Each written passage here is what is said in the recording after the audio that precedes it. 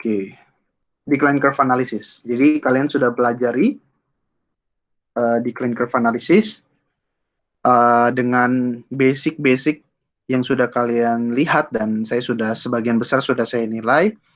In general ada yang bagus, ada yang nilainya perfect, ada juga yang masih perlu diperbaiki gitu ya. Tapi secara teori, kalau betul kalian mempelajarinya dalam penyusunan slide tersebut, harusnya in general kalian sudah punya gambaran lah ya.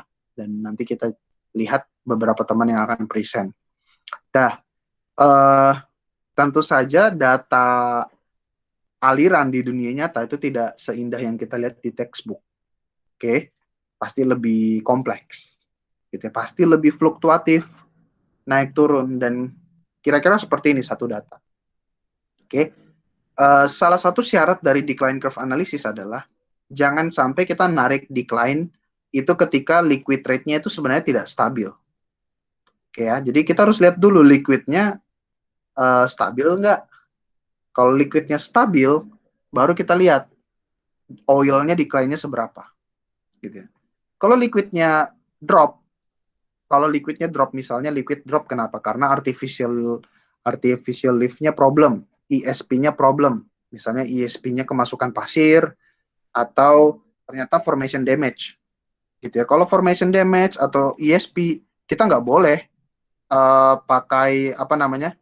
Kita nggak boleh pakai decline curve karena decline kita itu bukan dipengaruhi oleh reservoir effect, gitu ya.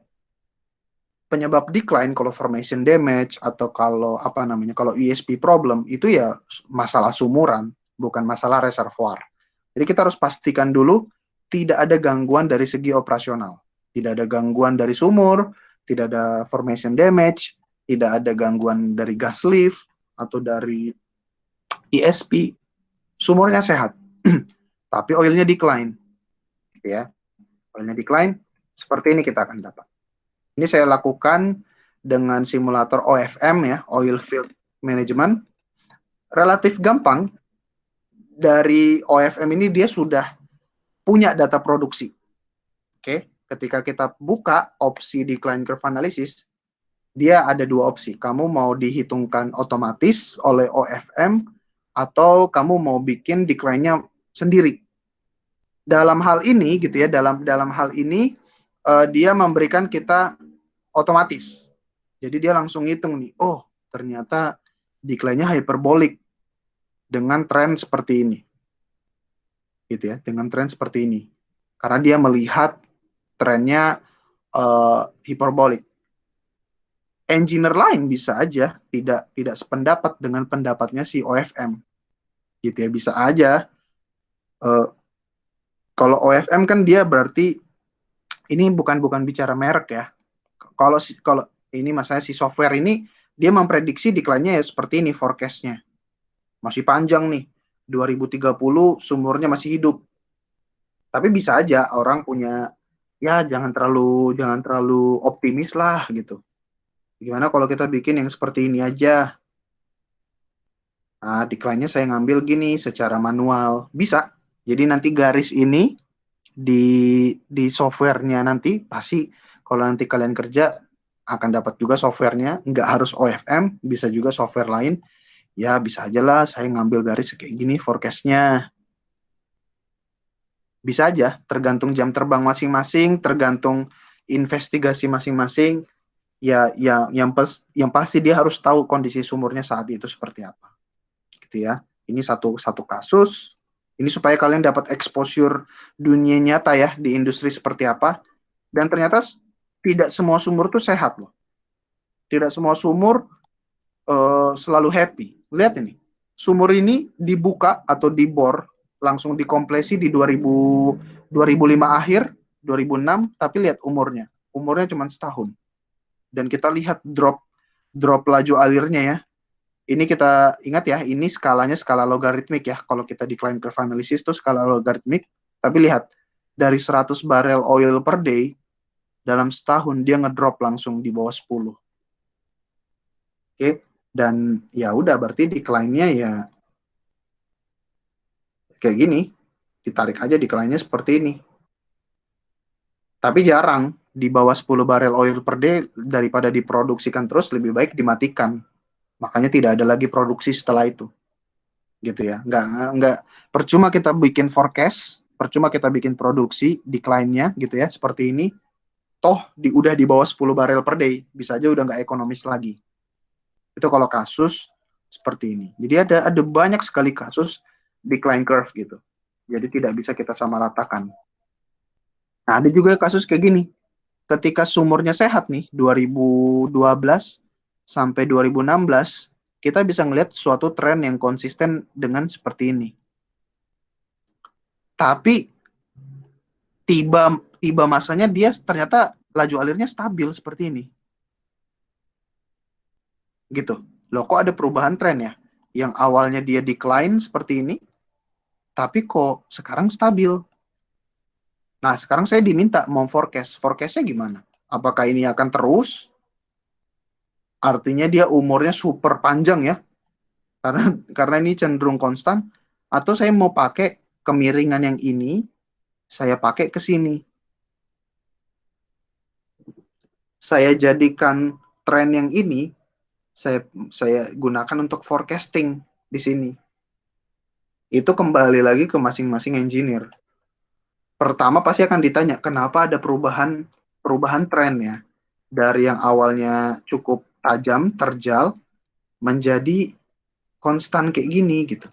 Bisa jadi, oh ternyata di sekitar sumur ini tiba-tiba ada dipasang sumur injeksi, sumur water flood, jadi tekanannya lebih disupport, tekanannya lebih stabil. Makanya kita lihat tekanannya jadi lurus landai. Bisa jadi. Sebagai engineer kita harus melihat segala aspek. Apa yang terjadi di sumur saya ya? Gitu. Mengapa tiba-tiba penurunannya jadi landai? Jadi seperti itu kasus dalam decline curve analysis. Kalau ini kayaknya udah jelas ya gitu.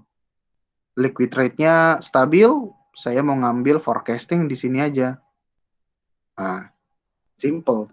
Walaupun decline sebelumnya yang ini lebih terjal. Oke, terlihat ya, decline yang ini lebih terjal. Kalau saya mau pakai decline yang ini, saya aplikasikan ke sini, beda.